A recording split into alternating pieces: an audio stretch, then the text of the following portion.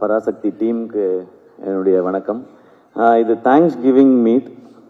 இந்த படத்துக்கு பர்டிகுலராக நன்றி சொல்கிறதுக்கு நிறையவே காரணங்கள் இருக்குது. அதில் முதல்ல இப்படி ஒரு 25th ஃபிலிம் அப்படின்னும் போது அந்த ஸ்பெஷல் ஃபிலிம் இப்படி ஒரு ஃபிலிமாக இருக்கணும்ன்ட்டு இந்த படத்தை இப்படி ஏற்படுத்தி கொடுத்த பராசக்தி என்டையர் டீமுக்கும், ஆகாஷ் பாஸ்கரனில் ப்ரொடியூசர் ஆகாஷ் பாஸ்கரனில் ஆரம்பிச்சு அண்ட் சுதா மேம்க்கு அண்ட் கூட நடித்தவங்களுக்கு, டெக்னீஷியன்ஸ்க்கு எல்லாருக்கும் ரொம்ப ரொம்ப நன்றி. சுதா மேம் வந்து இந்த ஸ்டோரி சொல்லும்போது இது ஃபர்ஸ்ட் கேட்கும்போது எனக்கு தோணுனது இது ரொம்ப இன்ஸ்பைரிங்கான கதைன்னு தோணுச்சு.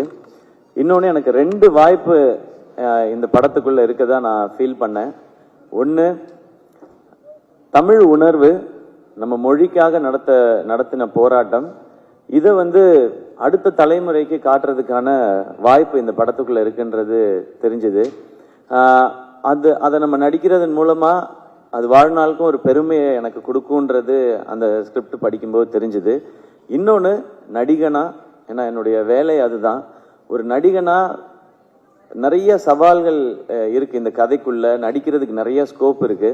ஸோ நம்மள ஒரு நடிகனா மேம்படுத்திக்கிறதுக்கான வாய்ப்பும் இந்த கதையில இருக்கதான் நான் உணர்ந்தேன். அதுதான் மிக முக்கியமான காரணம் இந்த படம் பண்ணணும்னு நினைச்சதுக்கு. அப்படி அவங்க எழுதியிருந்ததும் அண்ட் இன்னொன்று, சுதா மேம் இதுக்குள்ள நிறைய வருடங்கள் எடுத்துக்கிட்டதுனால எனக்கு வேற எந்த கேள்விகளும் இதுக்குள்ள இல்லை. மேம் நீங்க பாத்துக்குங்க, நான் வரேன்னு சொல்லிட்டேன். நீங்க டிசைட் பண்ணுங்க ப்ரொடியூசர் யாருன்றதையும் நான் சொல்லிட்டேன். அப்படிதான் இந்த படம் ஆரம்பிச்சது.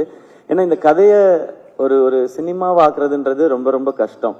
ஏன்னா இது ஆக்சுவலா ஸ்கிரிப்ட் பண்ணும்போது சினிமாட்டிக் லிபர்ட்டி எடுத்துக்கிட்டோம். அது அந்த முன்னாடியே சொல்லியிருப்போம், இது அப்படியே இருக்குது, எல்லாமே அப்படியே நிஜம்ன்றது இல்லை. உண்மை சம்பவங்களை அடிப்படையாக வச்சு ஒரு சினிமாக்குன்னு ஒன்று பண்ணணும். ஏன்னா இது பெரிய இதுல ஒரு வணிகமும் இருக்குன்றதுனால எல்லாரும் பார்க்கணும் இதுல. ஆனா அதே டைம்ல ரொம்ப சினிமாவாக்கிட்டா இன்டென்சிட்டி குறைஞ்சிரும், ரொம்ப இன்டென்ஸ் ஆக்கிட்டா அது ஒரு குறிப்பிட்ட ஏஜ் குரூப் மட்டும் பார்க்குற படமா மாறிடும். இந்த சவால் தான் மொத்த டீமுக்குமே இருந்தது.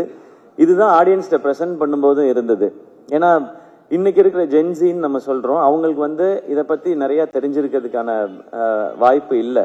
ஆனா அவங்க பார்க்கும் பொழுது சினிமாவோட அவங்க ஒன்றணும், அந்த படத்தை அவங்க என்டர்டெயின் ஆகணும், என்ஜாய் பண்ணணும், அப்புறமா முடியும் போது இப்படிலாம் நடந்திருக்கான்னு தெரிஞ்சுக்கணுன்ற. ஸோ இது அனைத்தையும் சேர்த்து ஒரு படம் பண்ணணுன்றது தான் இந்த மொத்த டீமே போராடினது. அதனால்தான் மேம் என்ன சொல்றாங்களோ அதை செஞ்சிடணுன்றதான். இதுல ஆளாளுக்கு ஒரு தாட் இருந்ததுன்னா இதை கொண்டு சேர்க்க முடியாது.